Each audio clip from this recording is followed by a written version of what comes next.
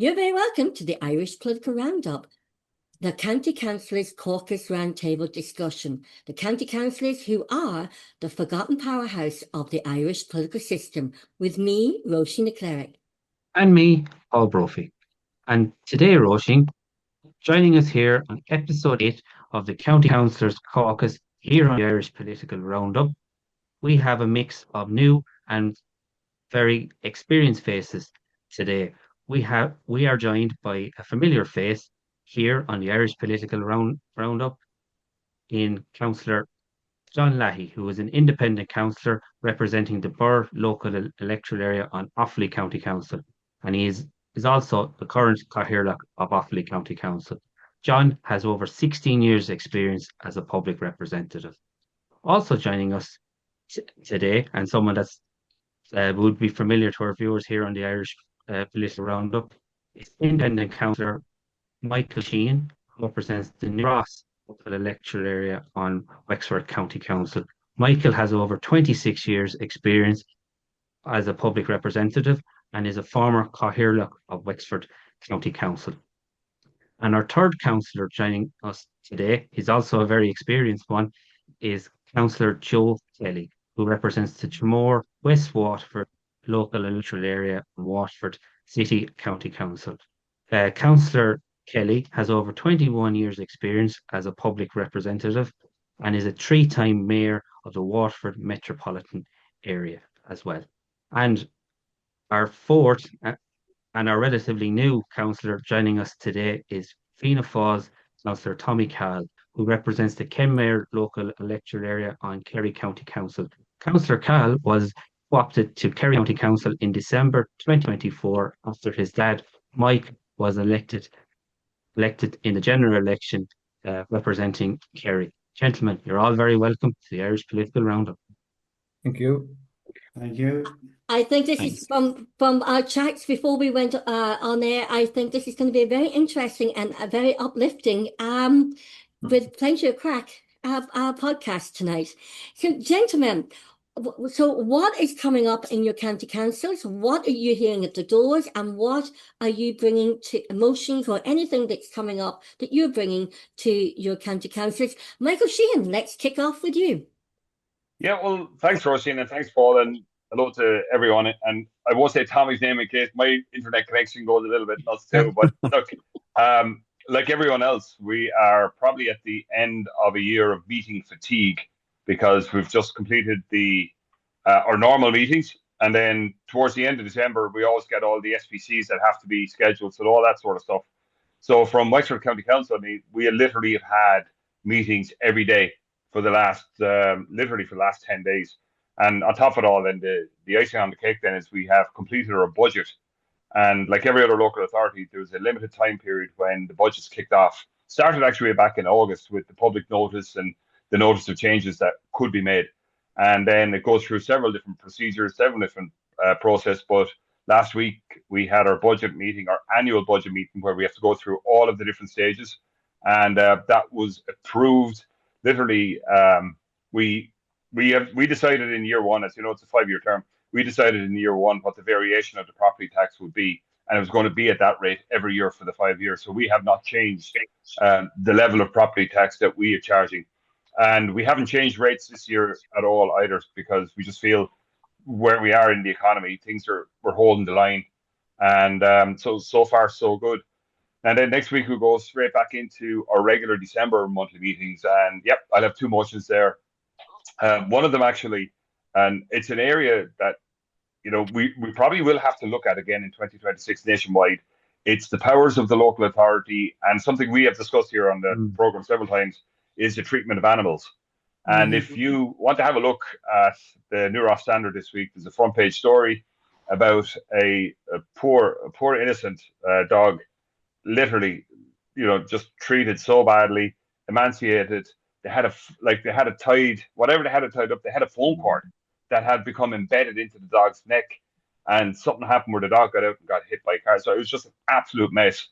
And like, there's uproar. We created uproar over it, and there will be uproar next week because, you know, the papers will become, and we are only spending, I think, 50 to 100,000 on different areas of animal welfare. one of the problems, and my colleague, one of my colleagues are going to come up with another motion, is that dog wardens can't actually issue fines, which is really, really strange. So all they can do is take the animal and punish it and make recommendations. But a litter warden, if you're caught littering, the litter warden can fine you on the spot. The traffic warden, as we all know, can bust you on the spot. A dog warden can't, which is really unusual. So I have a motion that will be going in looking for a comprehensive overhaul. Like we would have spoken, John would have been on it as well. We would have spoken about animal welfare, the fact that some landlords can turn down a tenant based on pets.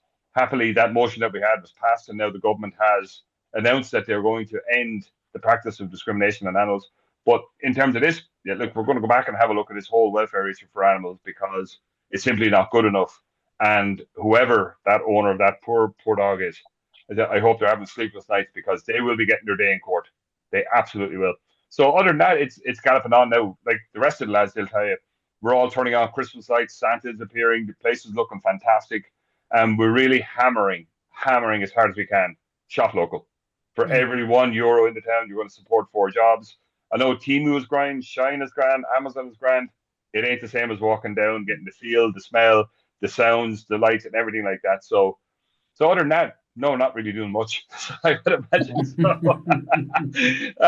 But it's been a very, very busy year, and you see, like we're okay. Like I won't say we're doing well, but we are barely making ends meet. I think there's somewhere between about 180 million gap of funding in the roads that's needed.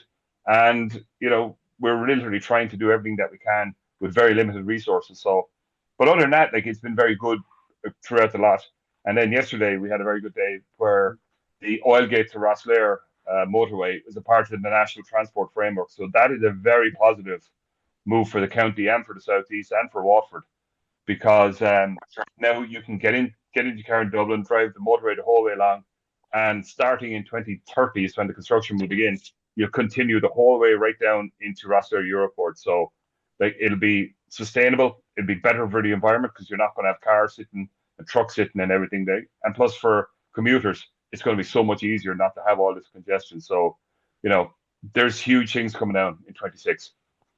Yeah. And Michael, just a quick question before we move on to our next councillor. When you spoke about dog wardens not having, say, the powers to like issue fines on the spot, to make that change, is that something that the local authority can do, or do you need central government to make that change through legislation? No, it's going to require legislation across the board. And one of the problems is like it's split between the Department of Environment and Local Government and the Department of Agriculture. So what we really need to do, and if you want to, and have your listeners or your viewers have a look at this, the Dogs Trust LIE had a manifesto for pets in the recent general election in 2024. And one of the things, and I think it was a great idea, like there should be a dedicated Minister of State with responsible for animal welfare and animal husbandry, because it's a comprehensive program. The problem is it's all over different departments. So it's environment, it's a local government, and it's agriculture. So what we wanted and what I was running on when I ran in 24 was to say, we're going to sweep all that aside, appoint a junior minister responsible for all this. So we'll deal with issues of animal welfare and we'll deal with that. And I would actually go further. I'd take the dog wardens away from the county council structure and make them report directly to a departmental official and run it up that way, because it's just the county council, there's so much things going on with so much to do that this might be a much faster, streamlined way. But it's going to require national legislation, Paul, because we can't change the rules in Wexford and then John up in Offaly has different rules. So we need that across the board. But for a lot of people, when they find out that it just doesn't make sense, why does a traffic warden can issue fines, a litter warden can issue fines, but a dog warden can't? You know what I mean? So like there's whole areas there, but it's probably one of these anomalies that just pops up, and when it does, we just sort it out. Kind of defeats the purpose of having a dog warden if they can't issue a fine. Yeah. Well, I tell you now, whoever did that, whoever the owner of that dog is or was, they're going to have to deal with more than on-the-spot fines. Like we've asked everyone, if you know any details whatsoever, anonymously feed it into the Gardaí, and we will be pursuing that to the end of the earth. I don't want to be graphic about it, but go have a look at the picture on Standard. Go have a look at the picture on social media. It's horrible. And Michael, before we move on, we were talking to John O'Callaghan from Dogs Advocacy Ireland, and we've had him on the show before, but he would love to do a show before Christmas. And we were going to ask you, would you come along with him? And we'll be doing an animal welfare program before Christmas. Yeah, I'd love to. I'll bring along one of my own dogs here. He can sit in on it and see what it is. Because you know, and I don't want to be flippant about the job that we do. Sometimes you'd just be better off talking to the dogs because you're barking mad anyway. You know what I mean? Maybe the dog will make more sense. You know what? It's funny you should say that, because during COVID we had a council meeting there, and the two dogs just went nuts. And all we could hear was the dogs barking. And I said, "Sorry, Chairman, I have to go. The dog's going mad." And they're like, "No, let the dogs talk. We'd rather hear from them. We've no idea what you're on about." And of course, you know, it ended up in the media and all that sort of stuff. So what do you do? What do you do? Brilliant. But yeah, no, I would love to. Yeah, come on and talk about that. And Councillor John Lahey up in Burr in County Offaly, what is happening up in your constituency? Yeah, hi Roisin, and big welcome to Tommy and Joe there. I always like listening to Michael because, you know, Paul announced I have 16 years experience, but the joy of coming on when Michael's on is you're always going to be a school day. I actually didn't realise that the dog wardens, I thought they had some powers, Michael, but I didn't realise they hadn't the power to actually enforce anything in terms of a fine. So yeah, lads, I tell you, Tommy and Joe, if you learn anything from today, follow Michael and you'll get all the work and all the motions that you need to get through any council. I do take a to-do list here, so it saves me the bother of putting it together. I just copy what Michael's doing because it's always making sense. But I suppose from our perspective, a bit like what Michael was saying, we're at that end of the year. We're probably a week ahead of we have our budgets past 2 weeks now, so we're well up the road. It's the very same as the budget never existed. A lot of the stuff that we're doing is kind of a very localized issue at the moment. It's the Offaly Hospice, and we all have the hospice care and the great work that they do. We have a situation whereby we've an opportunity to put a regional hospice in Tullamore. There's controversy, naturally enough, over the site that's been selected. There was 2 sites selected, and actually enough, they've done the waiting process, and one over the other. I suppose the Offaly Hospice are not happy with the site. The Minister has given 20 million and has indicated that's the site he wants. And I suppose the land is not zoned. So as Michael and the lads and Joe would know from his experience in the chamber, we have to do a material contravention and either reject or accept the the chief executive's report. So there's a bit of that going on. So you can imagine, lads, the lobbying that's going on behind the phone calls. You know, what side do you sit on? What do you not side do you not sit on? So I'm in the chair for it, and we that's one of the big things we've coming up at the moment, Roisin and Paul. Very localized in some ways, but like we have to be very mindful of the fact that we reject this site, we potentially could lose the centre and potentially lose 20 million. So it's I won't say online at the moment because we have to go through the deliberations and people will be watching this, and the vote's not for another couple of weeks. But yeah, it's occupying a lot of time for the councillors at the moment. The other thing that we're actually concentrating on at the moment as well, and all the lads have probably experienced this, is taking in charge of estates. So we've given money in the budget for taking a private estates in charge. Now I don't know if what other councils have done, but we've always kind of looked after the lights and the roads, but actually officially take the estates in charge. We're going through that process at the moment. There's a couple of teething issues in a couple of the private estates that's causing a bit of headaches for our members. So we're trying to get ahead of that and try to get that dealt with over the next 3 or 4 years. That when they do go knocking, the last thing you want to do is go into an estate, as the lads that know, knocking on a door and said you were here 5 years ago and this is not resolved. So I'm doing a lot of work with management at the moment to try to resolve them issues for the councillors. So hopefully that will come to fruition. The other thing that we're working on at the moment is, and it's going to be hitting all your desks, and you're probably working on it already, is this uplifting zoned land that the Department of Housing are looking to increase, say, the capacity for building for infrastructure. So we're starting into that process. We briefed the councillors last meeting, and we're going to be moving it into the MD levels to look at what needs to be zoned, not zoned, what qualifies. And I suppose I want to reiterate the point that Michael has made, and made it very well in Shop Local, where what we generally do and what we have done is that's free car parking in all the major towns for the December. And I suppose for Tommy that's new in, Joe probably is fully familiar with, Michael definitely is familiar with, but we tend to do that in the MDs, and it's a bit of goodwill and it brings the footfall in.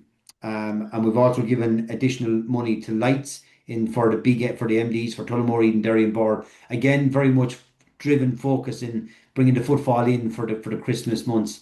So that's really it, Roisin and Paul. It's kind of quieter than kind of normal, but a lot of teething issues there, particularly with the hospice centre. That's the big one for me for the next 3 or 4 weeks.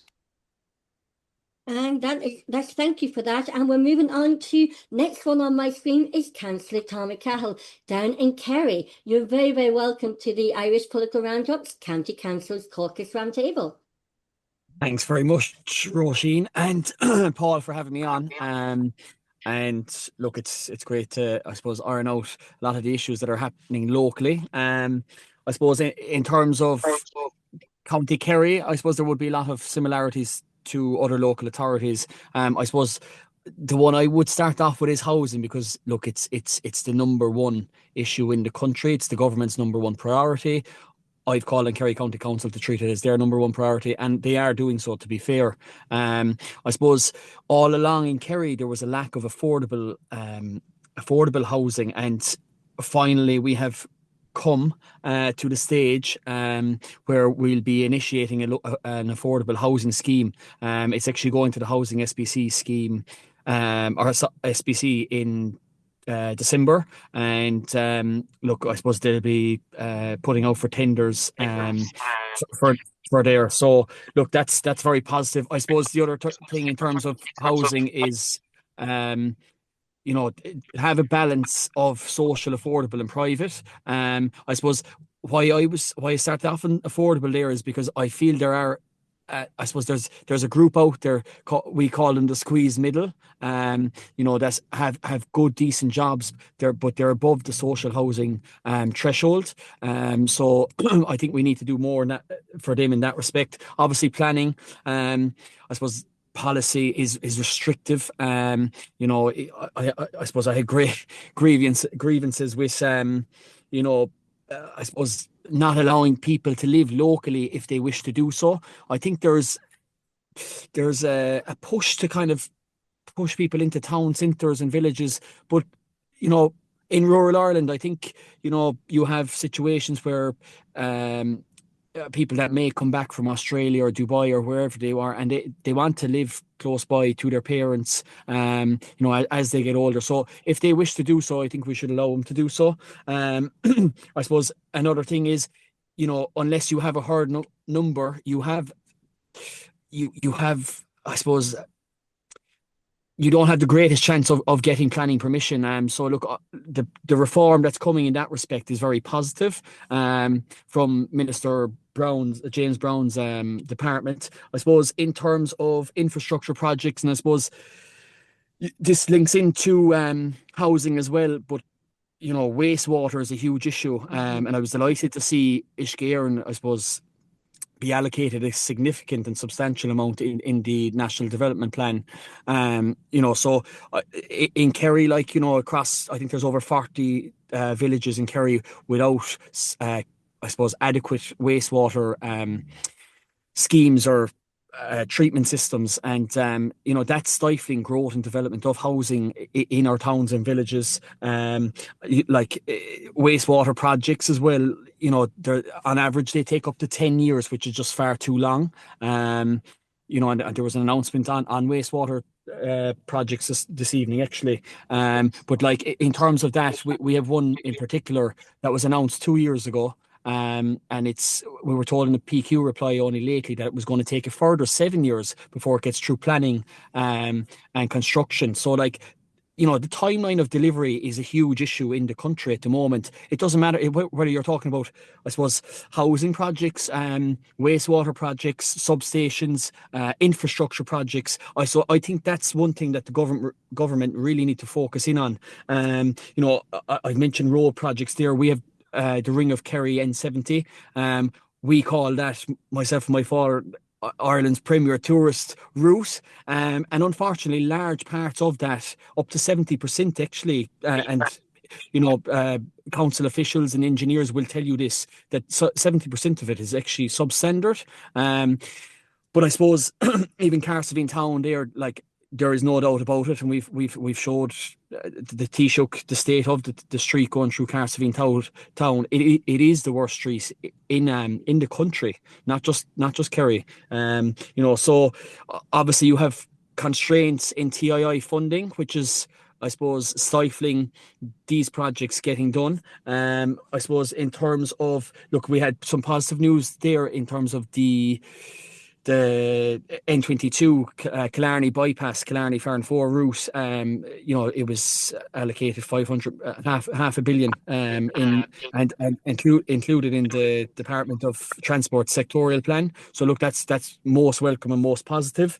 I suppose in terms of another project there, and this is I suppose a game changer and a lifeline for the South Kerry region and the Camere Municipal District and beyond. The South Kerry Greenway, that is, that was included in the Department of Transport sectorial plan as well. And actually, I had a motion in about it today asking for a progress report update. And I actually had I went about it in a different way. I said, look, obviously you're aware of a thing called an ETA, estimated time of arrival, on navigational apps, and I said, do we have an ETO, an estimated time of opening for the South Kerry Greenway? And the way the director of service put it back to me was, let's just say Christmas is going to come early.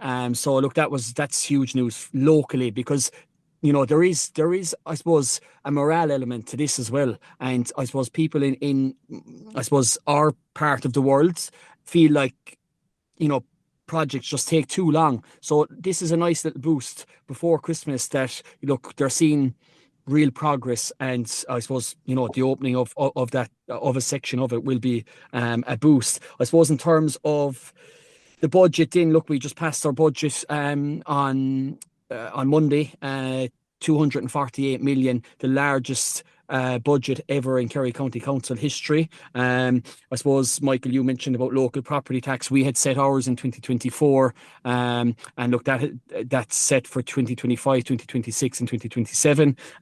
We kept the rates the same. Obviously, we are cognizant of, I suppose, the challenges that businesses face. We have seen locally, thriving businesses close, unfortunately, and that's a real concern for councillors and local representatives. And I think the government need to do everything possible to keep those businesses open, because they are they're front and centre of our towns and villages in rural areas. And I suppose, look, just a breakdown of the budget: 28%.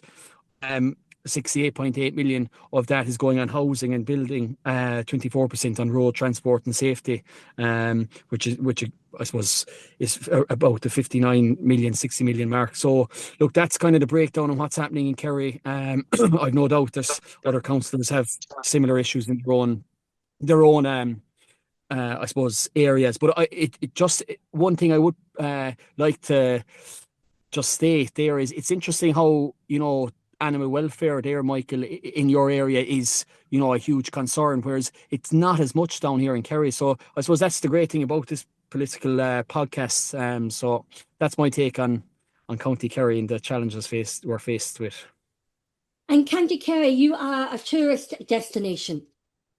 And have you found that the tourist footfall has decreased, or has it stayed the same over the last year or so?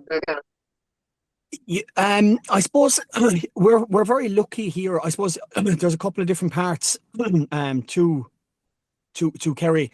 I know Killarney in particular, has maintained, if not increased, the number of visitors, and I suppose they do a great job in Killarney of marketing it to the US, and I suppose it's funny you mentioned that there, Roisin, because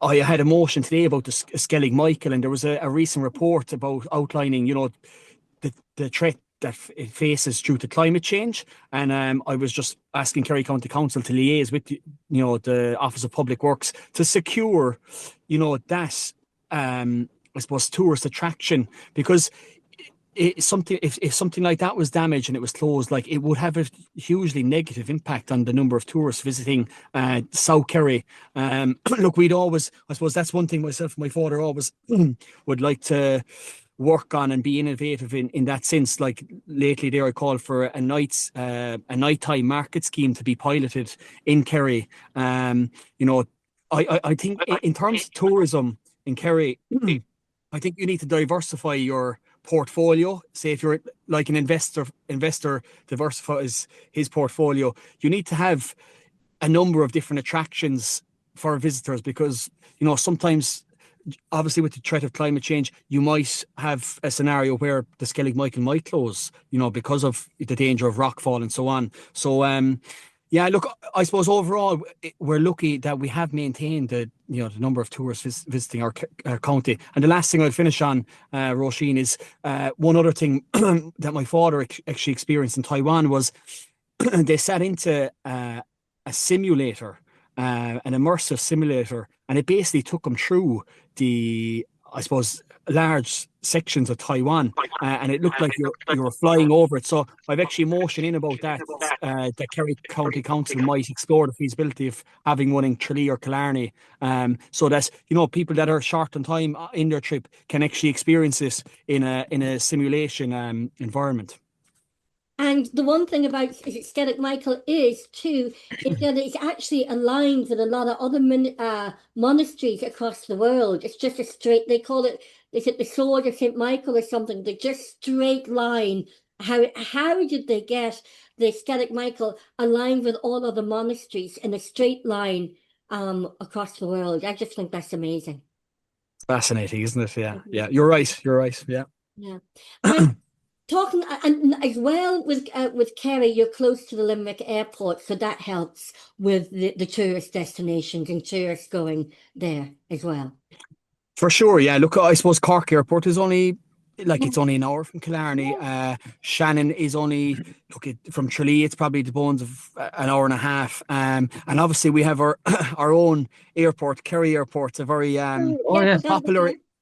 Yeah, popular airport, and we actually had the opening of the new arrivals hall there recently. So Taoiseach Micheál Martin was down Monday, two Mondays ago.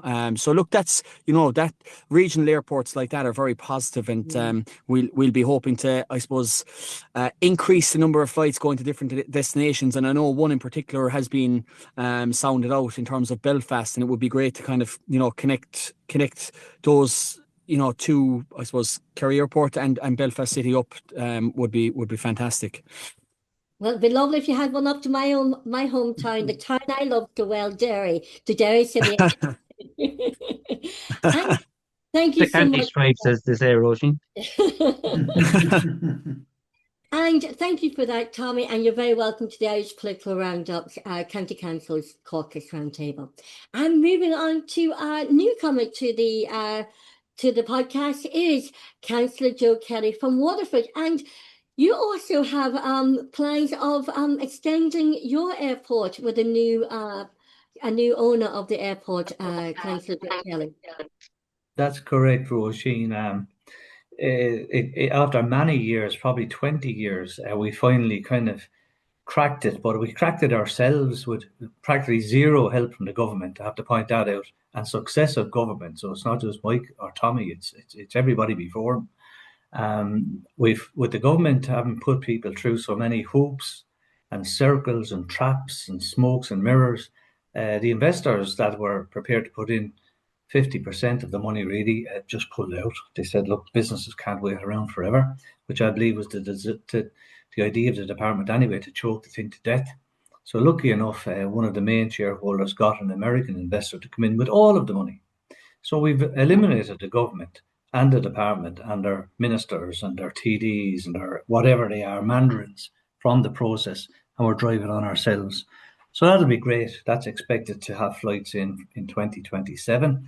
And as Tommy said, regional airports, regional development is critical. Matter of fact, many decades ago, Fianna Fáil had a regional development and huge focus when they were in government. That was to counterbalance the attraction, I suppose, of Dublin. And but that seem to have fallen away in the southeast anyway. I mean, Michael will know the score as well down this way. So at least that's after being rectified, but it's rectified by the huge effort of the local council, and we support money into it. Wexford had committed some money as well, indeed, at Kilkenny. But the new investor, there's no requirement for those counties now to come up with any money, and it's a private airport, and will be anyway, and we'll drive on. So I think there's enough said on that. I know there was a councillor on a couple of weeks ago from Waterford who spoke about that, so I can leave it at that. But it's a very welcome development. Yeah. We expect huge things, and it'll take us a number of years to get to the level of Kerry Airport. But look, that's the objective anyway. Maybe there'll be flights to Kerry, Derry, Belfast, and all over, even Donegal, the Gweedore Airport as well. You never Wouldn't know. it be good though? Regional connectivity, that you could fly Yeah. from Waterford to Kerry, or Waterford to Derry, or Waterford to Belfast, or Waterford to Dublin, Limerick, and so on. If prices and so on aligned, it's a business model. It has to wash its face. But why wouldn't it be possible? Yeah. And to me, connecting the regions and Mhm. moving away from Dublin-centric politics, Dublin-centric ideas, is a critical development for all future governments in Ireland to start moving away from the D4 and the M50 belt, because I can tell you one thing: Ireland exists a long way outside the pale, in my view, and I think there's too much Dublin 4 centric thinking goes on in Leinster House. That's my simple view on it.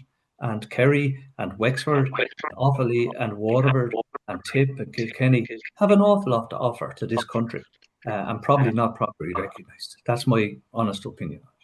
And that's why we have the County Councillors Caucus. We are bringing all the county councils and all the rural areas and villages and towns and counties all to Dublin and to Europe as well. That's our aim. And bringing you all together as a united county councillors.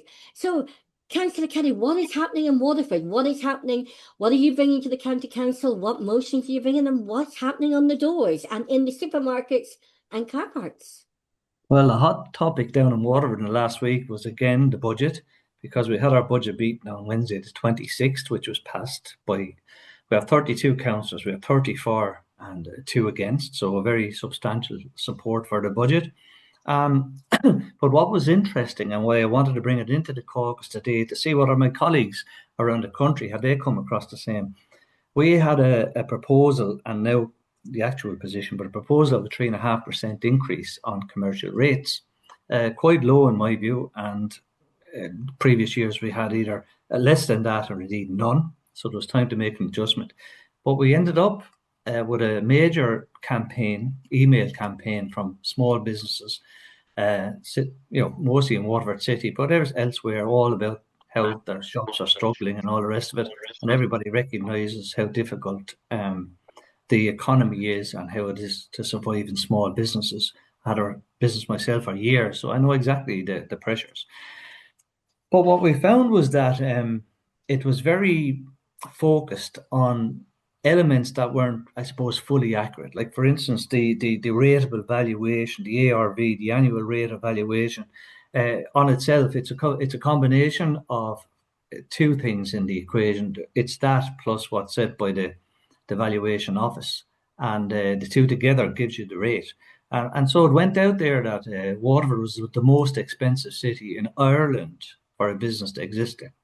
But when you multiply both sides of the equation, it actually shows that we're way down the list, and that places like Dublin, you would expect, Cork, Limerick, Kilkenny, and I'm not sure, 1 or 2 others, I haven't it off the top of my head, we're all far more expensive than Waterford. So what I'm saying is, social media, radio, and WLR being the local radio here got heavily in on this because it made great radio, and the retailers were given free rein to say a lot of stuff. We couldn't really correct it because it's in advance of a budget meeting. You have to wait because you're talking with other groups, other councillors, other parties, with a view to coming up with a balance. So you can't speak outside of it. You have to wait until it happens. But so we pointed that out. As a matter of fact, I was on radio yesterday pointing that out, that when you actually take 2 sides, which is the correct way to do it, that it's not as was put out there. Another huge issue was car parking charges, and that it's too expensive to park in the city. And I'm sure in the other councillors where there's certainly a city or a large town, parking probably becomes an issue. But again, we pointed out that car parking charges within the municipal car parks, the ones that we control, hadn't had an increase in 10 years, an entire decade, without a cent going on the parking charges. And that seemed to be lost on everybody. And they were saying, well, it costs this and that. Those extra charges are all in private car parks where people can charge what they think the market can bear, and people pay it or they don't pay it. But we have no influence on that. Again, this was put out there as a big issue, but again, a false flag, because we hadn't raised them for even, like I said, a decade. No increase in parking charges at all, which are very low in Waterford anyway. So I'm just saying that the narrative around framing a budget, and with any budget, and all of our councillors here know, there's winners and losers, there's tough choices to be made, but the books have to be balanced. And we're elected to make those decisions, not to favour one particular crowd or to screw over another crowd or group, but to be as balanced and as fair as we can to everybody. And so, as I said, I think the reflection of that was that 30 councillors out of 32 supported the budget. But I mean, the lads spoke about their budgets. I don't know that they end up, and later on perhaps they might say whether they ended up with a similar campaign by what I would call not necessarily a pressure group, but certainly a vested interest group. And they're entitled to do that. I have no problem with it. But we need to argue the toss on the facts of the matter rather than speculation and innuendo. The second thing then that's huge down here, and I don't know how big it is up the country, but I guess people have to face this as well, the whole area of active travel and active travel schemes. Now, active travel schemes in Waterford are being rolled out extensively, fairly major projects. The entire length is what we call the Cork Road from Whitfield Private Hospital all the way into City Hall, 2 or 3 kilometres, and several other major arteries. The roads are being narrowed. The junctions are being tightened to make it practically impossible for things like buses or trucks to turn safely without ending up across the white line, sometimes breaking continuous white lines, all on the altar of so-called safety and the idea of decarbonisation. I've said it many times, and many councillors with me, practically every councillor, that it's not working. It's in theory a great plan, but active travel works brilliant when it comes to greenways and blueways and maybe parks, open spaces, encouraging people to exercise, healthy activity and so on. But interfering with the main traffic arteries in cities, mainly cities, because as I said, I'm not in a rural area, that chokes up traffic, that causes huge delays. And interesting enough, when I argued the toss at one of the meetings, the senior engineer involved said that it's our policy and the government's policy to cause these major traffic jams so that people will get out of cars and start walking, cycling, scooting, or using buses. And I said, well, that sounds great, but what happens to the people who have a child or 2 or 3 children in school and are in the middle of a school run in the morning or the afternoon and are stuck in traffic and they have to go from A to B to C, right? They can't jump on a bus or cycle. And the answer was, well, there's no such thing as bad weather, just bad clothing. Now, that's just nonsense, in my view, from an official to come up with that kind of an answer to what is a serious issue that's wrecking the heads of parents, male and female, around our city, and I suggest a lot of the cities. So a great scheme, getting hundreds of millions, if not billions, pumped into it, but I believe being implemented very badly, and I mean very badly. Maybe it's different in other county councils, and I'd be interested to see what my colleagues talk about. Second element, or the third element, is property tax. And again, it formed part of the budget, and the lads all pointed out what happened in their council. We again set our property tax at a rate, I think it was the 15% rate, but we set it for the full 5-year term of the council, so we didn't have to make a decision on it. But my view on property tax, and this is the bit that I think it might be controversial, but I think is the right view. I oppose property tax, even though I supported the budget. I'm part of the controlling group, so I'm obliged to pass the budget anyway. But I believe that property tax is an unfair tax, an unjust tax on the people who've already spent thousands and thousands and thousands of euro putting a house around themselves. Now, some people describe it as a progressive tax. It's a tax on an asset, but your family home, I don't consider as an asset. I consider that as somewhere where you live, where you raise your family, your children, and your secure place. And to put tax on top of that, when we have paid, I remember paying back in the day that we were up around 16.5% interest with our loan with the Bank of Ireland. Now, compare that or juxtapose that with social housing. The government, fair play to them, puts hundreds of millions into social housing every year.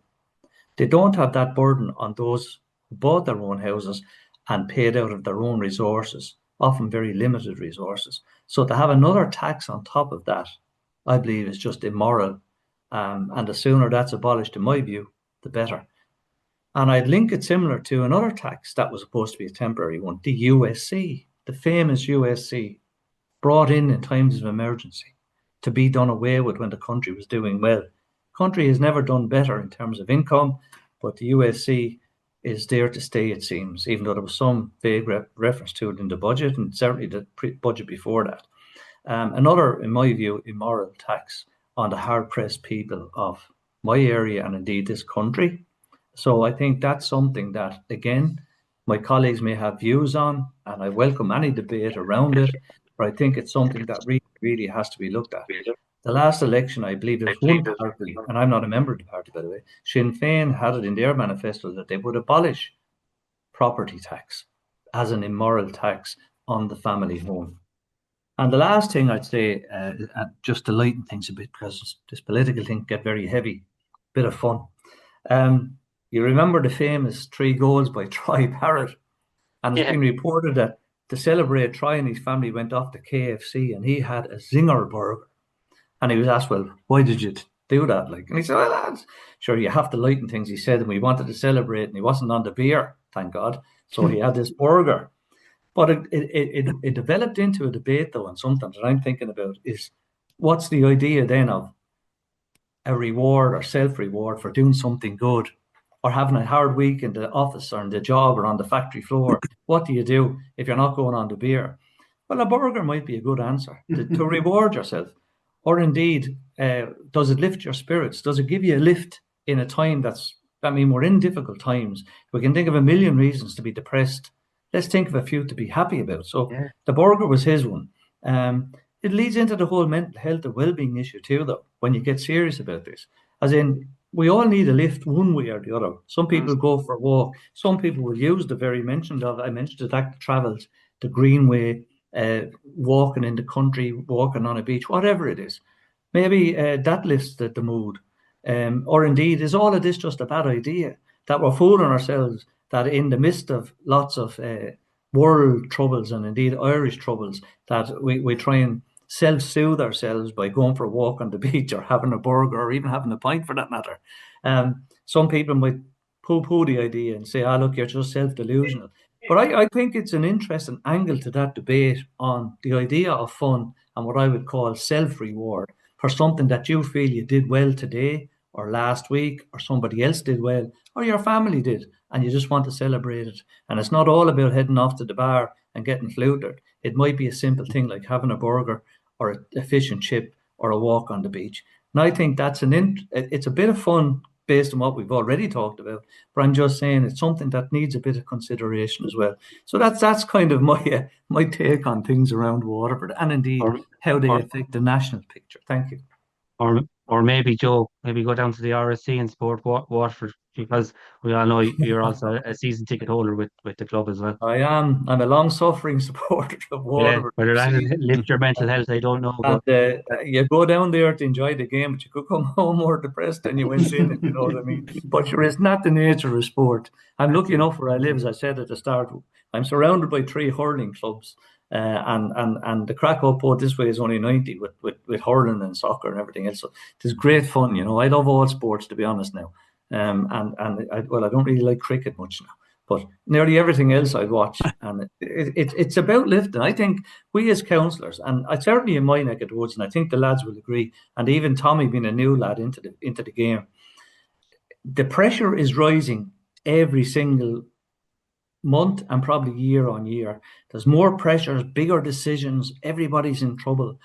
And it's becoming what is a part-time and a paid part-time job is becoming a more difficult job with more serious issues facing us as councillors, like the budgets, and having to decide on who gets what and trying to minimise the impact as best we can for the maximum benefits for, I suppose, community in general.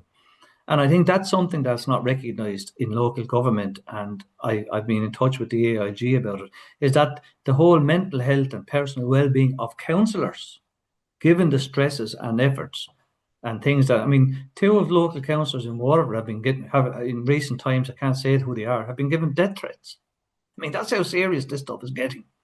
I don't know how widespread it is, but there's a nasty element in our society at the moment that I don't like, and I don't think anybody would welcome what I'm talking about. We try to do our best. We're elected to do our best. We all, I believe, every county councillor and city councillor in this country do their best, but there are those that will knock you at every turn. So it is becoming a difficult task, but I love doing it at the same time. Thank you very much. And with county councillors, you are the grassroots. You're the boots on the ground. You funnel everything up to the TDs, to the senators and the MEPs of what is happening on the ground. And you don't have anyone to take, you don't have any PAs, secretaries, or anyone doing your social media. You are boots on the ground, grassroots, and that's everybody comes to you. And, you know, a lot of people, that's what Paul and I found when we started off doing on our local radio programs, when we were on local radio, that the county councillors, you know, you only sort of get invited on when something wrong or something's happening. But it's about the seriousness of what you do and how you do it, when you do it, and you're 24 hours on the clock, and you don't have that support like TDs and senators and MEPs have, but you are the grassroots. Yeah, and that's the truth of it. I mean, I know I just had a bit of a run at it there, but we are the guys and gals who pick up all the information effectively from the street. And if you're in a party, you're kind of feeding it on perhaps to TDs and ministers and so on. And even as independents, we would have our own supporters or our own reps in the Dáil, in the Shannon and so on. So we all have our own ways of communicating things up the line and back down to us. But if anybody ever wants to know, like this caucus here wants to know what's going on the ground, the local councillors are the people who know what's going on the ground. And people come to us as their first port of call when they need help. And I say they're welcome. Whoever needs help, they're calling us because they have confidence in us that we might be able, and not always you can't solve everything, but you can help with some things, a lot of things I would say. And I'm proud to be able to help people, as all my colleagues here are. And that's the nature of the job. And I enjoy doing it. But we are the closest to the people. I have no doubt about that. And wasn't it, John and Michael, you said one time that, no, now you know exactly when people come to you, you know who to go to about the problem and if it's solvable and what you can do about it at this stage. Yeah, I suppose. Yeah, sorry, Jerry. Yeah. No, please go ahead.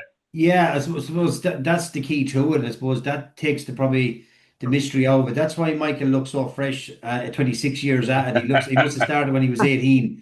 Because what happens is, when you get, and sure Joe knows this, he's long time at it.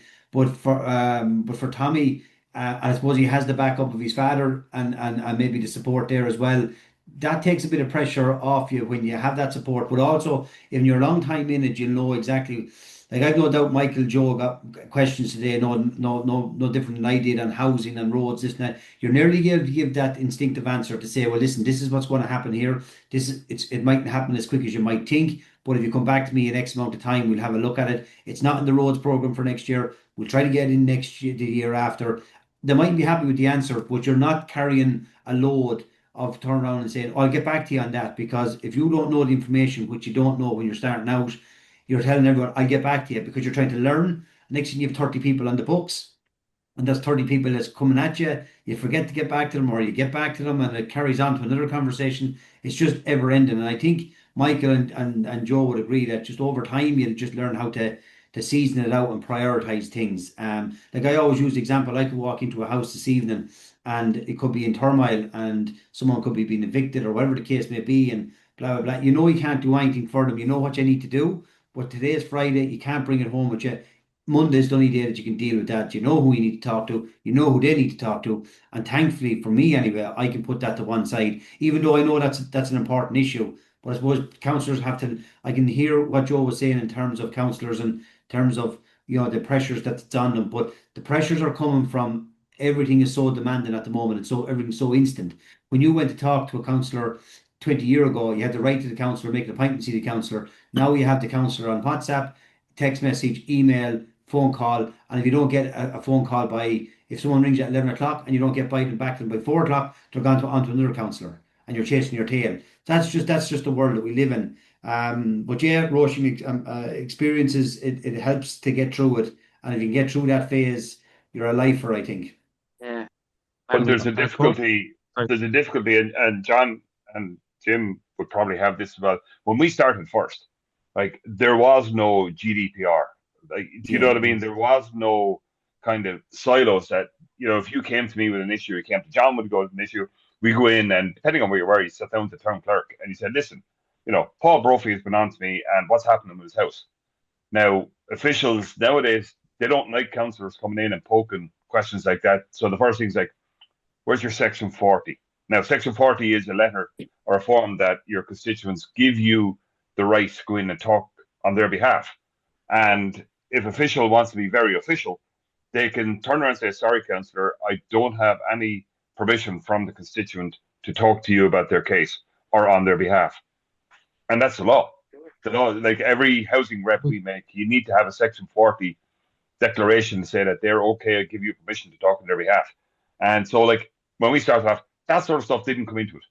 Do you know what I mean? And like, not that I'm fresh or anything, like, the internet didn't exist when we took over, when we were elected back in 1999.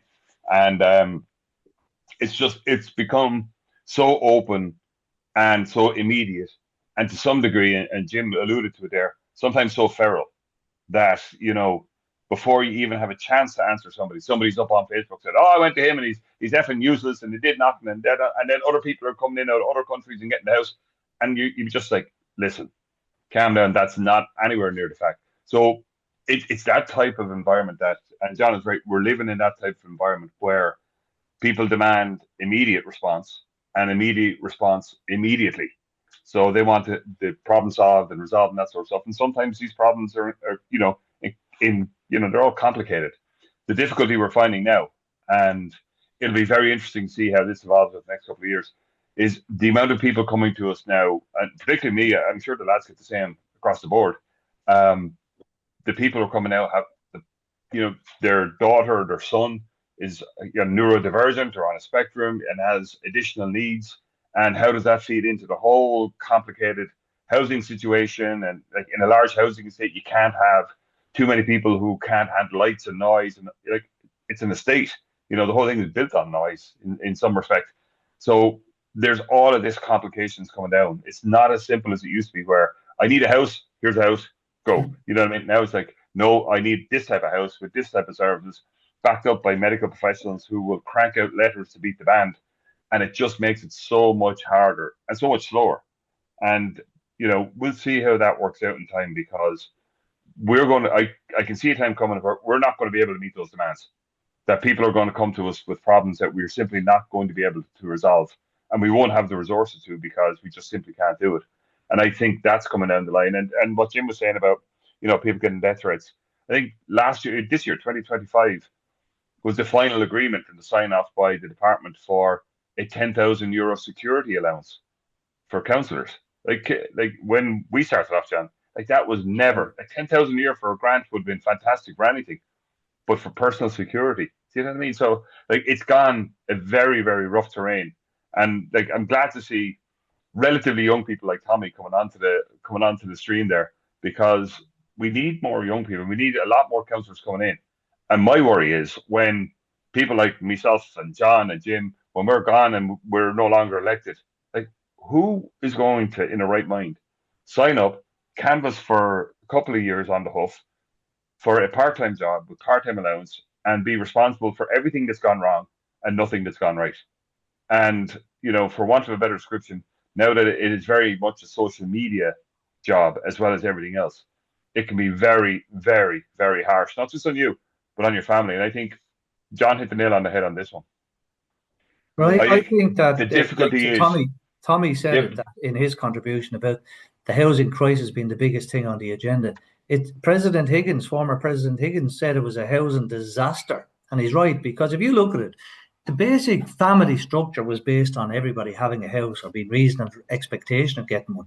That's now gone out the window in the Ireland of today. So when people can't have a prospect of a safe roof over their heads for their families, their children's, the whole future is then questioned. And then people start divisions coming in from, well, it's all the foreigners' fault or it's somebody else's fault, and the extreme right blames everybody. Whereas it's actually government policy for the last probably 30 years and Reagan economics and all of that, that dictated that the private market will handle all the housing provision, and local councillors and councils like us were written out of the picture. Back in the 50s and 60s, when Ireland hadn't a cent, we built houses and we were able to house our people. And now when we have hundreds of millions, if not billions to spare, we can't do the same thing, because it is a structural issue. And it's successive government policies that didn't come by accident. That's a developed policy. Yeah, but Jim, and like I can understand where you're coming from, and you're correct on what you're saying. But and I know the area where you say you live up on the top of the hill there. But in New Ross, we have families in New Ross that were 14 and 15, like 2 parents and 12 children, and they were in 3-bedroom houses, in terraced 3-bedroom houses with a scullery, a toilet, and some of them had no showers. Nowadays, that would not be acceptable to anyone. So, it's like, in the 50s when we built we built all these, but, people were so damn happy just to get a house. But like, because things have gone so complicated, because it's gone so personalized and individualized, like, we can't come along and say, right, here's a 3-bedroom house, take it or leave it. Well, mobility issues, disability issues, intellectual issues, neurodivergent, all of that is now coming into it. So it just makes it so much difficult and so much complicated. But Yeah. I think, and I 100% agree with Tommy on this one. There is a working poor class out there.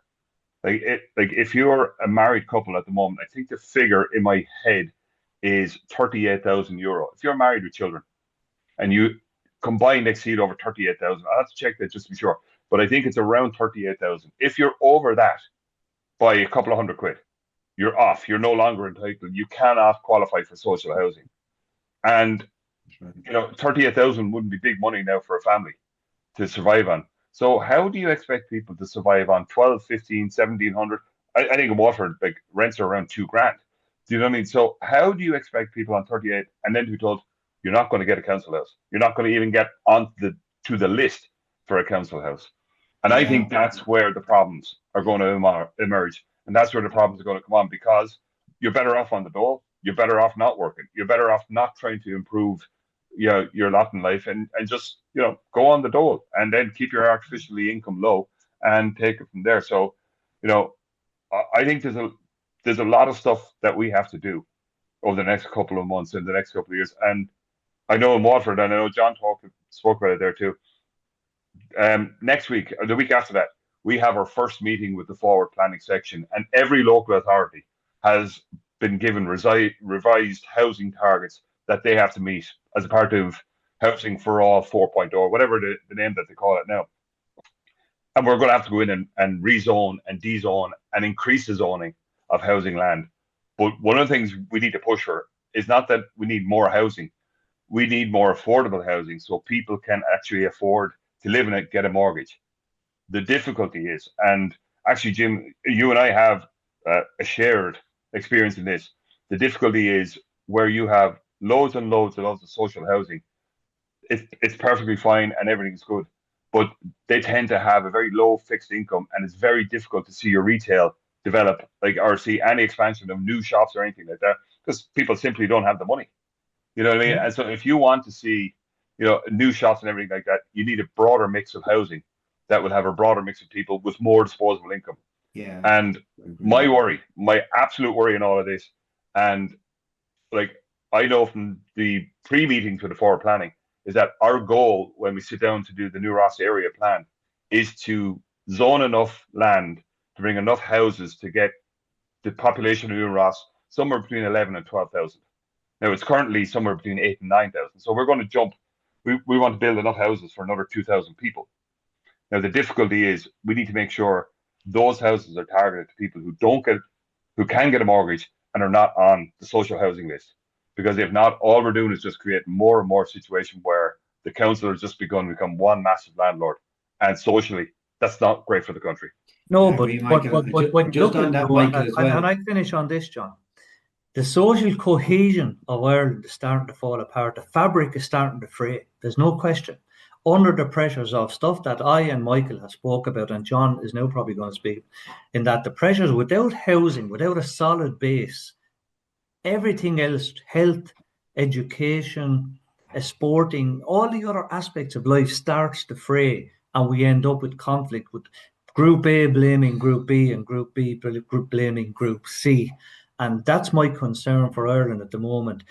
We are starting to see a disintegration of society, certainly compared to what we used to be. There's definitely a change on, and we have to work to change that. And I think John might be on a similar, I can't speak for John, but I think he might be on a similar trend up in Offaly. Yeah, no, we are. And apologies, Jim. I was calling you Joe. You look like a Joe anyway, but you're a Jim. I am so Joe. Apologies, apologies on that. I want to touch into what Michael touched into in terms of Tommy's contribution, and I think he's bang on. And Michael has kind of articulated that view as well. We've a very important 3 months ahead of us now in Q1 of 2026. As local representatives, we've been given an opportunity to go back in and to revise the county development plans and look at where we want land zoned. Tommy, you touched on a brilliant point there in terms of the working poor, and Michael has given the figures, and I think Michael, you're spot on with your figures in terms of that 38,000 threshold, which is a very small threshold when you see the cost of living at the moment, and there's a whole affordable housing scheme. So the government now we're starting to twist the policies a bit now. They've kind of looked at the social side of it. Yes, there's more socially built, but we've an opportunity to be local needs, functional needs. And you touched on it, Tommy, in terms of getting people to live in the communities that want to live in the communities. I think we've a huge part to play in that in the next 3 months. And I think it'll perform a big part of this programme in Q1 of 2026. So I think that's a massive contribution on it. And I honestly believe at this stage that, Michael, you must be a brother from another mother, because we're on the same page on most things. Well, I got the good looking genes and you got the hair genes. I won't disagree. You got the money. I was going to say, I got the looks and you got the money. It's just, when you think about all the stuff we've talked about, and Tommy hit on a lot of it, it's based, when you think about it, it's common sense. But the problem with common sense is it's not very common. And certainly when it comes to politics, that nearly goes out the window with kind of party political stuff, which is the nature of politics anyway. But we all know essentially in our hearts what's the right thing to do. But we let all kinds of rules, regulations, planning regs, objections, and all other kinds of stuff get in the way. And Tommy, that's the way it seems. You came back to Ireland, you're young, so many people have emigrated and want to come back. But what would you say, I'll start off with you, Tommy, what would you say is affordable housing? Because, Paul, we had this conversation last year with myself looking to buy a house. My son is in the Defence Forces, and his landlord was selling the house. He couldn't get even a room to rent in Kilkenny. Fortunately, he bought a little cottage out in the country. And my daughter's a doctor. She can't afford even to rent a house on her own on a doctor's salary. And she said she'll never be able to afford a house. So what is, from a young person's perspective, returning back to Ireland, wanting to come back home, what is affordable? Good question. That's a great question. That's very hard to pinpoint, I suppose, Roisin, and I suppose the group that I'm talking about, I know, I think Michael, you mentioned about 38,000 mark, but I would be saying that's upwards of you're talking to people on, say, a couple on 50k each. I know teachers that are I've had the question posed to me, Tommy, was it worth your while going to Dubai to go away and save money? No, I didn't save too much out there. I suppose I went away to experience and travel, because I suppose I knew at some stage I'd go into politics and things just, I suppose, fell kindly.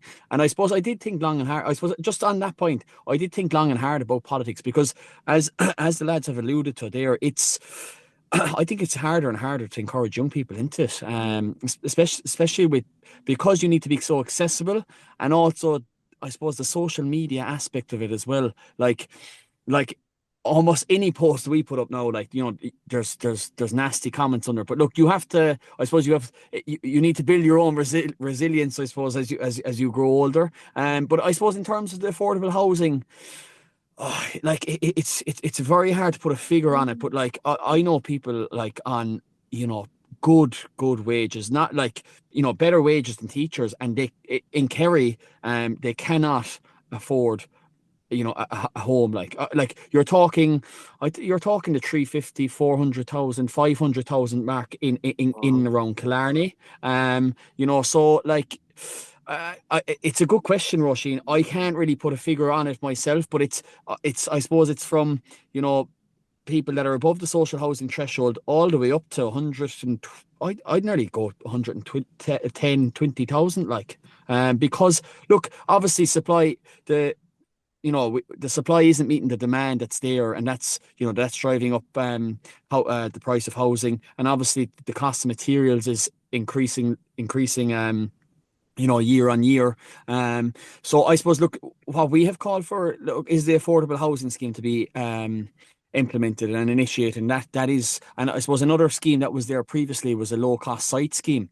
You know, and I suppose, and this is one frustration I would have with some local authorities, and I know it's one I have with Kerry County Council, and they do great work, to be fair to them. But there are a couple of sites in and I'll mention Carsavine, even though it's not the closest town to me, but it's an area where, you know, rural depopulation has been rife, and part of the issue is there's a lack of housing, and it's been stifled by planning policy as well. But like there was a scheme rolled out on low cost sites in Carsavine, and there's a couple that are becoming available, but the council are doing due diligence on them at the moment, just to see, because there were deposits paid on some of them, so they're just trying to find out which ones were deposits paid on and which ones were not. So there's going to be a couple of sites, but in that respect, and I've said this, I'm actually the housing SPC chair. I suppose I took that role up upon my father's election to Dáil Éireann, but I think, you know, you might say, right, Tommy doesn't have the experience or qualifications to be a housing SPC chair, but I think it's actually a very relevant role for me to hold, because I'm well aware of the issues, housing issues, particularly for young people, because they're coming to me saying, look, I, like myself and my partner, on very decent wages, we cannot afford a house. Like, so I suppose in that respect, I have said at housing SPC meetings, we need to light up all the lights on the dashboard. One scheme or one initiative is not going to solve the housing crisis, but if you light up all the lights, as I've said, on that dashboard, you'll start to make small wins all over County Kerry and beyond. And look, to be fair, I know that a lot of work. I haven't been critical of them, but I kept my powder dry. But I thought things were, you know, progressing too slowly. But look, we have seen changes in the housing plan, you know, announced by James Brown there recently. And look, there's more to come in terms of planning policy and legislation changes. So I would like to think that that's going to have a positive impact on the housing crisis, because that is what it is. It's a housing crisis. I think that someone else say earlier, it's a housing disaster. And that is, yeah, you're right. Yeah. And look, it is that. And look, I have friends away that they're not going to come home until it's somewhat better. And look, and I don't blame them. Like, you know, I had a great lifestyle in Dubai. I suppose I had to keep on a political dynasty, because I'm a third generation, I suppose, councillor. So look, I suppose that was part of the draw back. And look, it's a real honour to serve your people and your county, and I suppose that was the draw into politics for me. Like, so look, I know I've gone on a bit more than on the affordable housing bit there, Roisin, but look, Tommy, can I just add a bit of context to the question that Roisin to get, and you have answered it, and you're right in terms of your kind of the figures you're talking about. But the way the government have done it is that like each local authority that's going to be designated a kind of affordable housing scheme. It's more or less going to be in the capital towns or in most counties. They're putting out a survey, and they're putting out a survey to the individuals to reply back. So mortgage holders that have a mortgage at the moment will reply to the survey. They're not going to be giving away information that's not important information that's going to in any way expose them, but they'll be given information as to how much are you approved for. So they're going to get a general sense of what people are approved to in an area. I know this is kind of fairly well because I'm an auctioneer in my profession. So effectively, if you look at Offaly, and I use Offaly as an example, Offaly at the moment are selling, there's a new 3-bedroom semi-detached house in Offaly is 400,000, but they're getting hard to sell because the affordability factor is around the 320, 330 mark. If they were that price, they would be sold all day long. So what's happening here is the government in Offaly, what's going to happen is the surveys will come back in. They'll read what I'm saying because naturally enough, I know it from the industry in advance. They'll go to the banks and say to them, the majority of people that you have mortgage approved, if for Offaly, what is the roughly what are they approved to? They're going to say it's going to be X amount. So say the average works out at 300,000 and a new 4-bedroom or 3-bedroom semi is 400,000. There's 100,000 in the difference. Well, that's where the government are going to have to come up and have some sort of equity share in it. Now, I know if I go to Wexford and I go to Watford and go to all these other places, Killarney, 400,000 probably wouldn't buy you a new house. It could be 500,000. But the reason the houses are dearer in certain areas is there's a bigger income threshold or bigger industry for work. Whereas Offaly will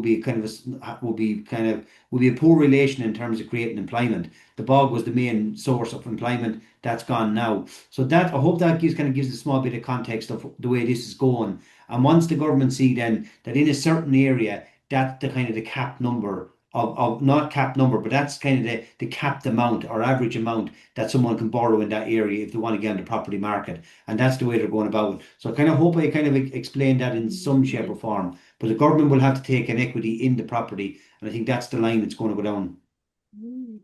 You know, we're coming up to the end of the hour, but it was something, and well, you know, I know that Tommy, you said earlier that you're on the time constraint as well, but you Yeah. think about the affordability of the house, right? Being the affordable housing. You think then about even then, as Councillor Joe Kelly said, about the family structure and everything else.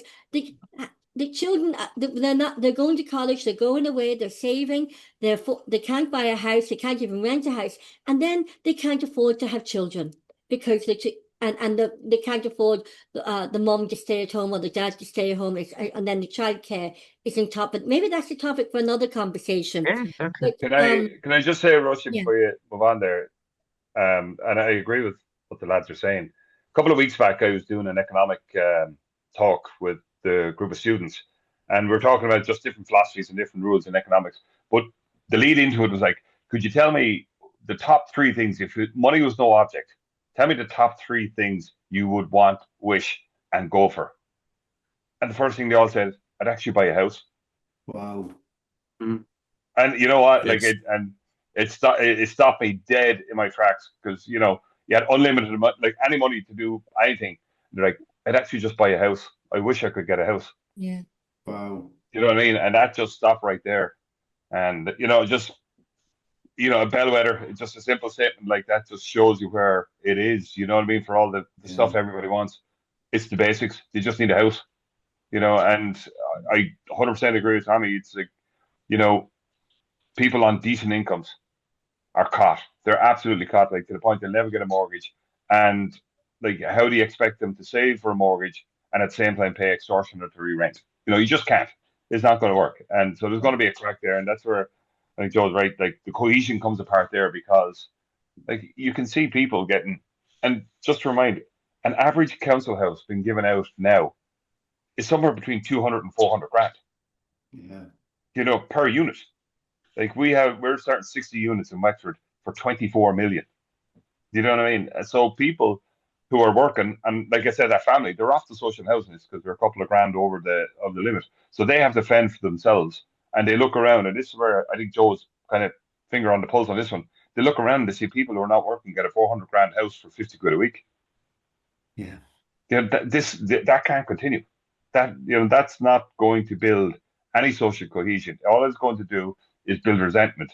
And by and large, you know, there's a growing amount of people who are given houses who need support. They're not actually able to take care of their own house, and there's an element of that we're just, over the next 10 years, we're going to have to kind of come to head with that all issue about how we do it.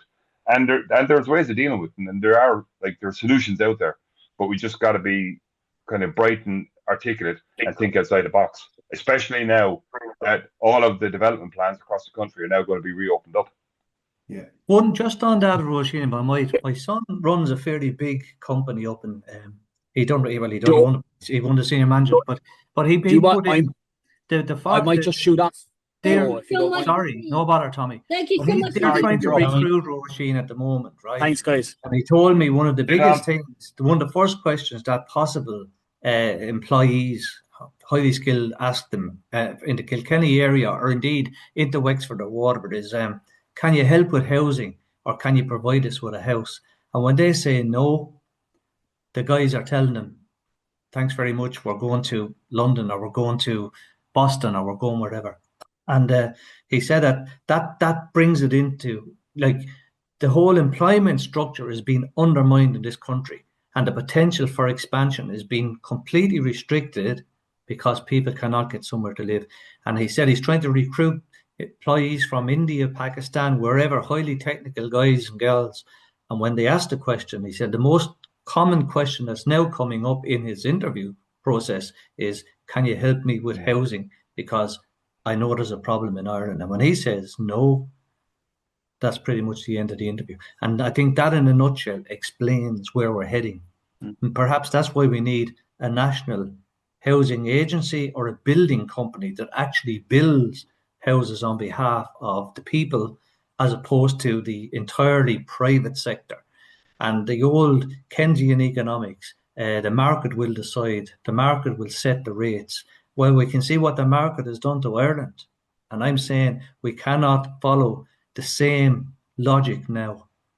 We need a step change before it's too late. And we also need a reason for our young, highly educated, skilled and talented young children who are leaving college or working, like doctors, engineers, and all healthcare professionals and teachers, all of them, a reason to stay in Ireland or come back to Ireland as well. And why wouldn't those children, our own children, head off to Australia, Canada, USA, and so on, when they see no future here? What are we doing to our country that we can't give our children or our grandchildren any kind of reasonable prospect, that they only see the boats or the planes for the immigration, like what we saw in the 20s and 30s? I mean, it's an incredible black mark against the way our country has gone. It's a huge stain, I believe, on our reputation. Well, gentlemen, particularly as well, given the fact that we see all these figures that, the money that has been generated and, the budget surpluses, that, as you said, Joe, we built houses when we hadn't a cent. We seem to struggle with it now. Yeah, we've definitely gone wrong, and badly wrong, and we need to pull it back. There may be several initiatives to pull it back, but we need a fundamental rethink, because we are destroying, as I said, social cohesion in this country is starting to collapse. I have a lot of friends of mine who are members of the Gardaí. They're saying that they can't go to different districts around the country when they're posted because they can't get anywhere to live. A number of them actually spent a number of weeks sleeping in their cars, Gardaí sleeping in cars, because they might be based in Dublin, where they're from Wexford or Waterford or Offaly or whatever. And if they're within driving distance of up and down from their home, they'll do it. Otherwise, they were starting to sleep in cars. Like that's a terrible indictment of this country. We can't recruit Gardaí, nurses, doctors, the Navy, the Army. You look at any of the services, and we can't even sustain them in a democratic country like the Republic of Ireland. It's an awful stain on our generation. And if we let this continue, we have an awful lot to answer to our children and our grandchildren. That's my simple kind of analysis of this. And that's where listening this programme and the purpose and intention of the Irish Political Roundup's County Councillors Caucus is to actually give the county councillors the voice for the TDs, for the planners, for the civil servants, for the decision makers to actually hear what you are all saying on the ground, because it all comes down to politics is local. It starts local and it ends local. And it's us, you county councillors, that really do be the voice on the ground and the voice of reason. Gentlemen, we have gone well over time. We want to thank you so much again, because it's an absolute privilege to have you on the show and listen what is happening at local level in communities, because that is the fabric of society, is the local communities here in Ireland, up and down the streets, and in the rural and urban areas, as well as the cities, the county councils.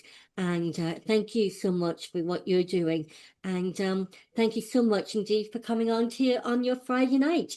And we really appreciate that. So thank you so much indeed, Councillor Joe Kelly from Waterford, Councillor John Lahey from Burren in County Offaly, and thank you, Councillor Michael Sheehan from New Ross in County Wexford. It's Wexford, isn't it? Not Waterford, it's Wexford. Yeah, you remember Matt Shanahan? He somewhere along the line he said it that New Ross and Southwest Wexford should be taken into Waterford. Well, I have to say, and I personally thanked him for 3 weeks of non-stop headlines in the paper for standing up saying absolutely no way. Although, and Joe will tell you this, Watford and New Ross have gone to war many times in their history. And we used to go down there, the people in New Ross go down there and they would steal the women and the fish from Watford and bring it back up here, and the mace. So if you go down to Watford now, you'll see that the mace of New Ross is down there and the mace of Watford is up here. So it used to be the fishing forwards who go down there. So we've gone to war over many times over the port. I believe it's incidentally, Roisin, we kept the fish. We're going to keep the mace. And Kilkenny and Waterford have gone to war too. But thank you so much indeed, gentlemen. We really appreciate it, don't we, Paul? We do, and we'd also like to say a big thank you to Councillor Tommy Carl, who joined us as well. Yeah, excellent. Well, thanks for the opportunity, guys. Brilliant. Brilliant. Go on, live, Claire. Take care. Thanks. Thank you. Bye-bye.